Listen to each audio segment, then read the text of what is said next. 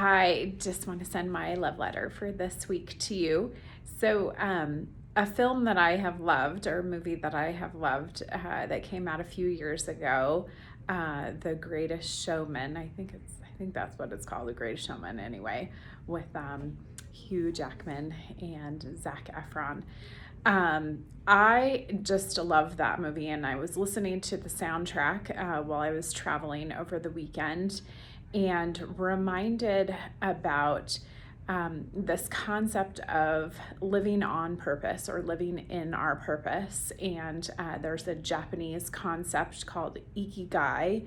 I'm not 100% sure that I'm pronouncing that right, but in my email, you see that there's a diagram in there that shows this four-pronged, purpose diagram, or graph or chart or whatever we want to call it. One of the things that the movie reminded me of is, or reminds me of, is that it is so critically important for us to be living on purpose and in our purpose. And our purpose is fourfold of doing what the world needs, doing what we can get paid for, and doing what we are gifted or skilled to do, and that we're good at, basically, and doing what we love. And oftentimes we forget one of those components, or we weigh more heavily on one of those components.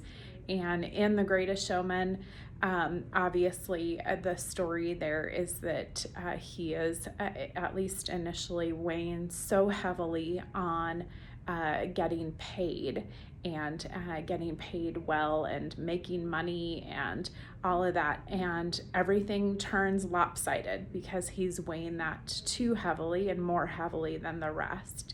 And it just is such a good and beautiful reminder that we need to be balanced, and that living on purpose means being balanced, and that we're not so focused on making money, but we're also not so focused on doing something that the world needs, that we forget that we also have things that we love, and that we want to live into our gifts and our strengths, and be able to tap into that deep joy.